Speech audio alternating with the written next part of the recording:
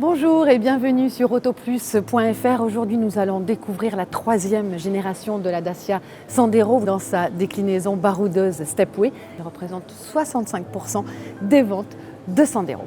La version Stepway se différencie au premier coup d'œil de la version classique puisqu'elle fait beaucoup plus baroudeuse.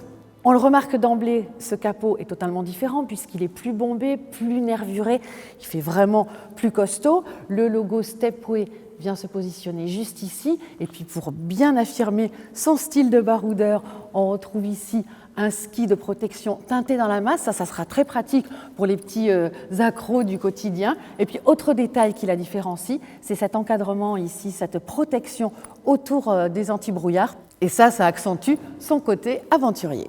Les protections se poursuivent bien évidemment sur ces arches de roue, tout le bas de caisse. Ici aussi, ça n'y est pas sur la version classique, cette protection noire sur tout le flanc. Et puis, autre détail, ce sont ces barres de toit qui auront la spécificité de pouvoir être positionnées en transverse, c'est-à-dire pour faire une galerie. Il suffira juste d'avoir une petite clé pour le démonter. Ça, c'est vraiment pratique et c'est malin. La signature lumineuse est commune aux deux versions. On retrouve également l'antenne de toit placée vraiment très en arrière. Et la différence se fait ici avec ce bouclier noir et bien sûr le ski de protection, toujours teinté dans la masse, le même qu'à l'avant. L'intérieur de la version Stepway change notamment avec cet écran tactile de 8 pouces.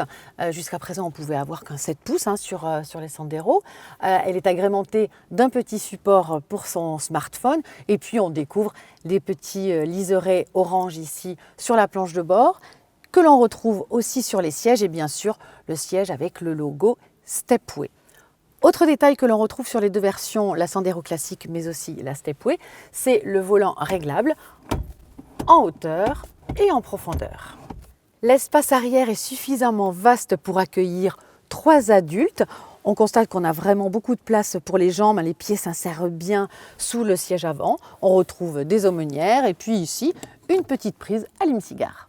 Côté coffre, avec donc l'ouverture qui se situe désormais ici, on peut avoir sur la version Stepway un double plancher.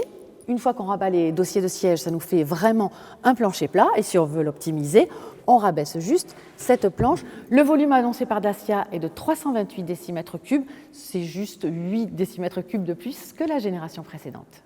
Les deux versions de Dacia Sandero arriveront dans les concessions à la fin de l'année à un tarif qui sera toujours très attractif, fidèle à la tradition Dacia, puisqu'il débutera à 8 690 €. Et puis nous, on se retrouve très vite pour les premiers essais qui eux aussi auront lieu dans quelques mois.